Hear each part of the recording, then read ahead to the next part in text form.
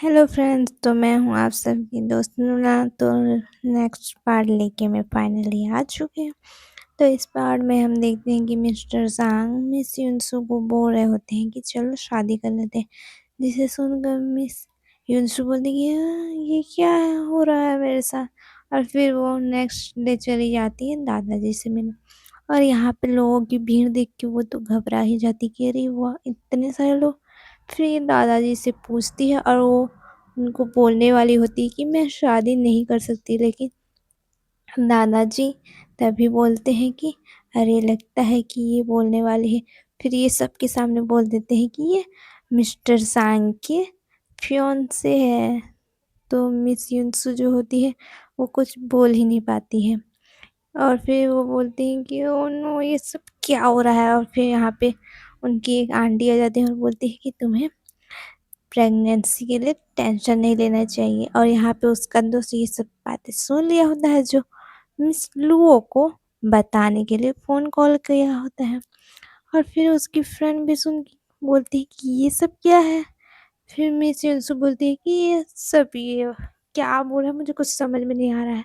और फिर वो बोलती है कि ये सब जो तुम सोच रहे हैं ऐसा कुछ भी नहीं है, वो शादी के लिए बोल रहे थे।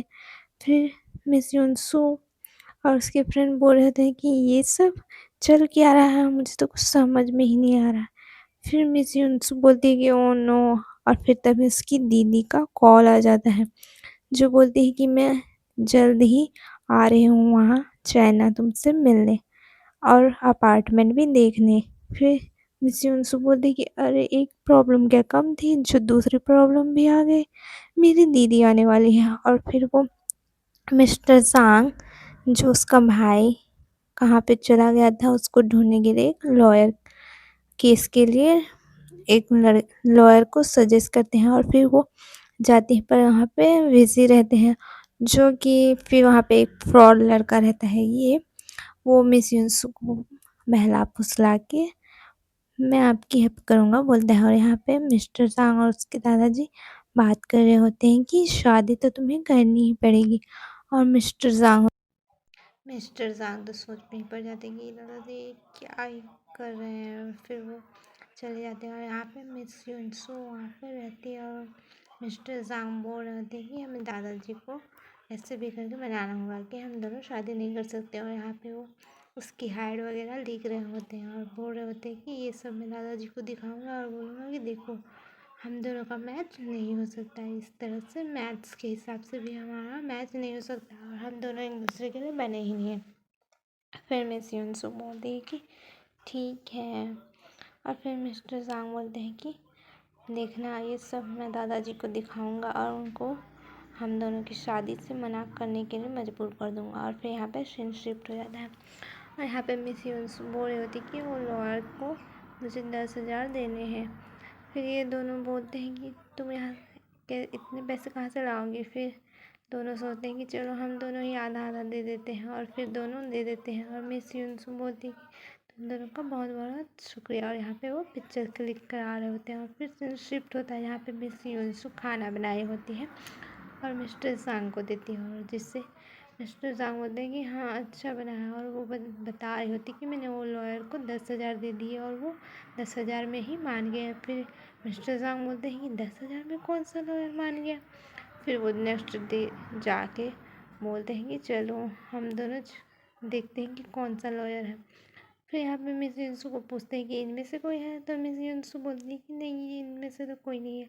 फिर मिस्टर ज़ांग समझ जाते हैं कि ये ज़रूर इसने इसके साथ स्कैम किया है। और फिर यहाँ पे मिस युनसु उसके फ्रेंड के यहाँ पे गई होती है और उसने जो पैसे दिए होते हैं उसकी हेल्प की होती है उसे, इसलिए वो साफ़ कर रहे थे इसके रूम के। और फिर उसकी फ्रेंड बोलती है कि तुम उस लॉयर को कॉल करो। और फिर जब वो कॉल करती है तो उसका कॉल ही नहीं लगता। फिर वो बोलती है क्या, उसको कॉल किसने नहीं लग रहा है। और यहाँ पे मिस्टर ज़ांग दादाजी को बता रहे होते हैं कि देखिए, मैथ के हिसाब से भी हम दोनों का मैच नहीं हो सकता, हम दोनों शादी नहीं कर सकते। फिर दादाजी बोलते हैं कि नहीं, ये सब झूठ है, ऐसा कुछ भी नहीं होता, तुम्हें करनी पड़ेगी।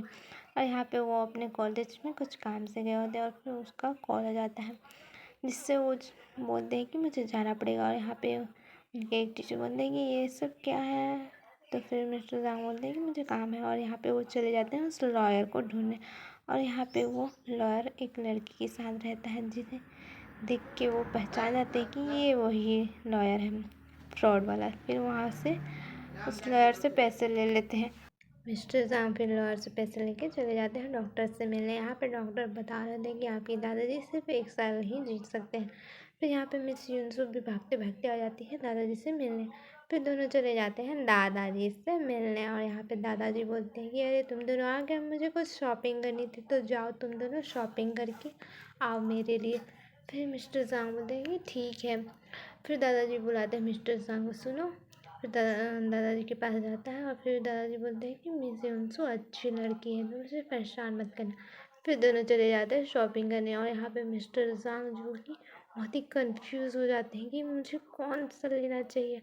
और फिर मिस युनसु फटाफट से शॉपिंग करने लग जाती है, जिससे मिस्टर जांग बोलते हैं कि तुम कैसे शॉपिंग कर रही हो। फिर मिस युनसु बोलती है कि हमें कंफर्ट को लेके शॉपिंग करना चाहिए, क्योंकि दादाजी की तबीयत ठीक नहीं है। यहाँ पे एक आंटी अपना पर्स भूल गई होती है, जो यहाँ पे वो मिस युनसु को बोलती है कि क्या तुम मुझे कुछ पैसे उधार दे सकती हो, और फिर मिस युनसु दे देती है, और मिस्टर जांग मना कर देते हैं कि वो वापस नहीं करेगी। फिर मिस युनसु बोलती है कि वो वापस ज़रूर करेगी, क्योंकि उन्होंने कहा है। फिर ये दोनों वेट कर रहे होते हैं उस आंटी का, लेकिन वो नहीं आती। फिर अचानक से वो आती है, तो मिस्टर जांग बोलते हैं कि अरे ये आंटी तो सच में आ गई। और फिर मिस्टर जांग जो लॉयर ने स्कैम करके ले लिया था पैसा, वो उसे वापस दे देते हैं, और बोलते हैं कि वो अभी बहुत बिजी है, तुम दूसरे लॉयर को देख लो। फिर मिस युनसु खुश हो जाती कि थैंक गॉड। और फिर हम देखते हैं कि नेक्स्ट एपिसोड में क्या हुआ। क्या युनसु शादी के लिए मानेगी